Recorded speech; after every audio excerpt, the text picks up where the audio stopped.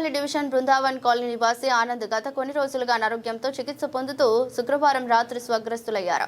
విషయం తెలుసుకున్న old Bowenpally division corporator Muddam Narasimha Yadav Anand భౌతిక దేహానికి పూలమాలలు వేసి శ్రద్ధాంజలి ఘటించారు. ఈ సందర్భంగా కార్పొరేటర్ ముద్దం నరసింహ యాదవ్ మాట్లాడుతూ ఆనంద్ కుటుంబ సభ్యులను అన్ని విధాలుగా ఆదుకుంటామని అన్నారు. వారి కుటుంబ సభ్యులకు ఆ దేవుడు మనోధైర్యాన్ని కల్పించాలని ఆకాంక్షించారు.